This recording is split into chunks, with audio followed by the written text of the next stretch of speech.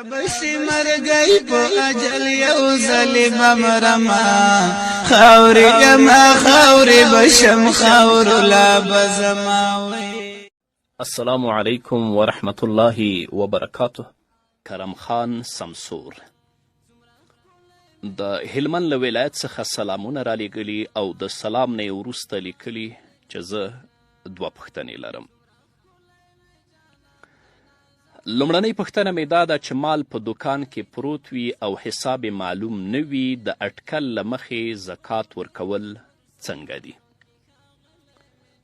دویمه پوښتنه مې دا ده دوکاندار باید زکات له کوم حساب څخه ورکړي؟ د هغه حساب له مخې چې رانیولی دی مال او که له هغه حساب څخه چې دی خرڅوي. د لومړنۍ پوښتنې په ځواب کې دی باید ووایم د تجارت په ټول سامان باندې چې کله کال تیر شي نو د هغو د قیمت په لګولو سره زکات ورکول لازمي دي. بهتره خو دا ده چې ټول شیان وګڼل شي، وشمیرل شي، قیمت یې ولګول شي او بیا یې زکات ادا شي. لیکن که چیرته له شمارلو پرته د اندازې او د اټکل له مخې څوک زکات ورکول وغواړي نو بیا دې دلته اندازه زیاته ولګوي تر څو چې زکات د تجارت د مال له قیمت څخه کم ادا نشي. ته نشي کولی چې د خپل دوکان د مال قیمت معلوم کړي خو اټکل کوي. اټکل دې دا دی چې زما په دوکان کې د 1,00,000 روپیو مال پروت دی، نو کوشش وکړه چې د 1,00,000 روپیو نه یو څه قیمت زیات ولګوي، 1,50,000 ولګوه، 1,20,000 ولګوه، 1,30,000 ولګوه، تر څو چې زکات د تجارت د مال له قیمت څخه کم ادا نشي.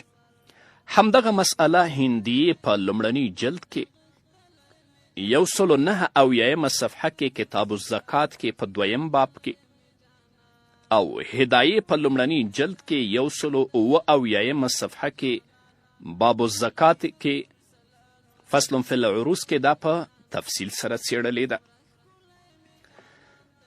او د دویمې پوښتنې په ځواب کې دې باید ووایم دوکاندار چې په کم نرخ باندې سامان خرڅوي د هماغه نرخ له حسابه به زکات ورکوي. تا مال راوړی دی دوکان ته په 10 روپۍ باندې، خو ته یې په دوکان کې په 15 روپۍ باندې خرڅوي، نو اوس چې ته زکات ورکوي زکات به د خرڅ د قیمت له مخې ورکوي. او که داسې وي چې مال تا 10 روپۍ راوړی هغه په 15 خرڅېږي، 16 خرڅېږي، 14 خرڅېږي، 18 روپۍ هم خرڅېږي، نو بیا هغه متوسط قیمت چې دلته دی هغه 15 دی، د 15 روپیو له مخې به ته زکات ورکوي.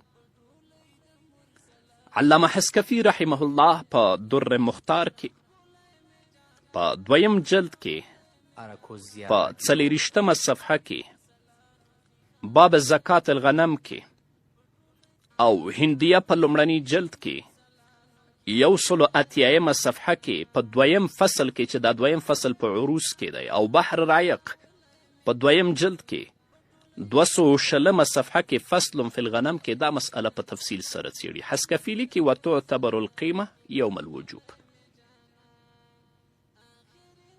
همدارنګه هندیه لیکي وان ادى القیمة تعتبر قیمتها یوم الوجوب لأن الواجب احدهما. تا یو پسه اخیستی دی په بازار کې په 100 روپۍ باندې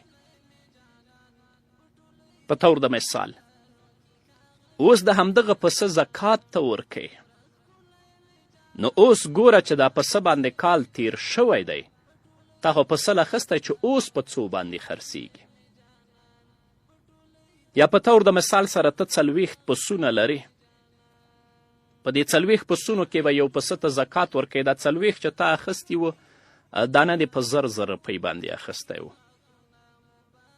اوس چې کال تیر شه همدغه پسونه دانه په 15,000 روپۍ باندې خرڅېږي، نو ته چې زکات دلته یو پسه ورکوي قیمت یې ورکوي د هغه 1,000 روپیو له مخې به نه ورکوي بلکې 15,000 روپۍ به ورکوي.